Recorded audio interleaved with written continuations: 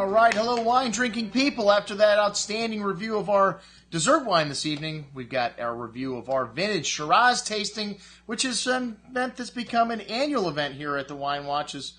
We've invested big time into Aussie Shiraz. I mean, they were getting big in the late 90s, the early part of the 21st century, and I still believe these are some of the greatest wines made in the world. The Aussies have a long history of making wine, and Shiraz has become their varietal of choice, the varietal that seems to do very well in their terroir in the Barossa Valley, McLaren Vale, and other parts of southeast Australia, Coonawarra. It seems to do the best. They do make good wine in, other parts of Australia. I guess they have the Hunter Valley over near Sydney. Well, I haven't really had anything great from the Hunter Valley.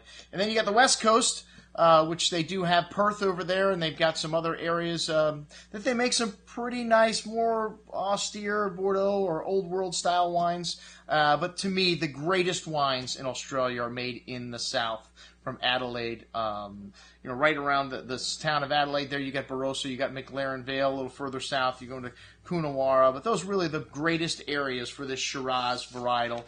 And, you got Heathcote down near Melbourne, which they also do very good Shiraz with. I mean, last year I think a wine from Heathcote won the tasting, the George's Paddock, 99. This year we had 8 wines on the table. Actually, you could just feel the love in the room at one of our events. A couple of people brought some extra wine. They didn't think we were going to have enough, I guess.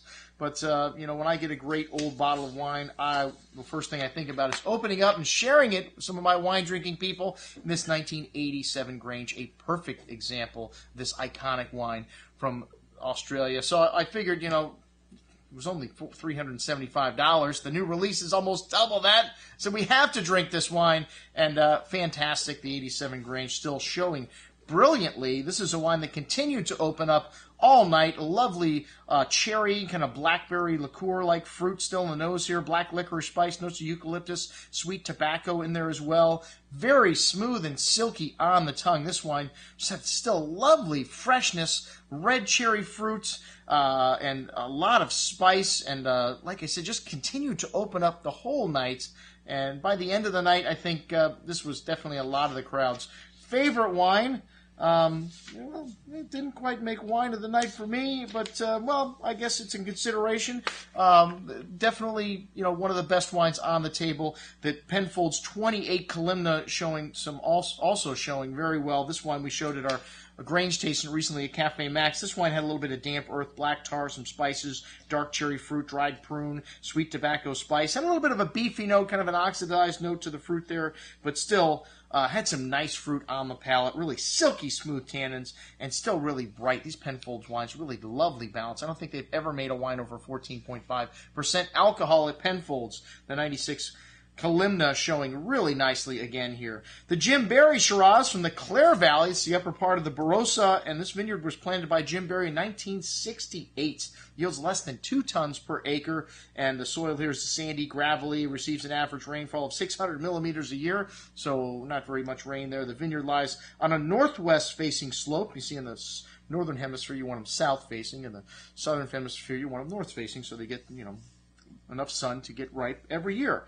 And this wine had a really lovely bouquet, kind of exotic spices, dried floral notes, kind of gardenia, violet, blackberry jam-like fruit, really rich and forward. Some black licorice spice in there as well. Still has a good amount of that dark berry fruit, black licorice, really big, but, has a nice freshness and zest to this wine.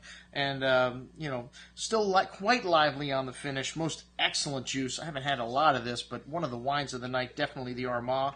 Then the 1998 E&E Black Pepper Shiraz, the wine of the night for me. This is made from select vineyards in the Barossa Valley. 98, a great vintage and really showing its prowess at this tasting. Ripe and jammy, dark cherry fruit, liqueur-like fruit, violet floral highlights, bittersweet chocolate, sweet tobacco spice, a little hint of eucalyptus in there. Really big and chewy with lots of blackberry, black cherry jam-like fruit on the tongue with excellent structure. Still has some tannins in this wine. This wine could go another decade, it seems. Just had the most stuffing of any of the wines for me, and everything in proportion. As I said, this 98 vintage continues to impress. Most excellent juice. The Clarendon Hills Estrellas from McLaren Vale. This wine really had a unique bouquet to it. It was really black licoricey and coffee, espresso, almost like a burnt coffee note. But one of the most unique bouquets of all the wines on the table here. Kind of a burnt campfire wood note there as well. And had a lot of fruit still to it, but had a lot of tannins. I don't know if this wine's ever going to come around. Several people in the room said this wine just needs more time. I don't know if the fruit is going to last over time in this wine, but still very good. An excellent bottle of wine. 2000 Noon was up next, and this wine from Langhorne Creek. Drew Noon and his family do everything at the vineyard. I remember when I visited these guys, his hands were like purple. You could just tell this was a guy that loved to be out there in the vines and working in the vineyards.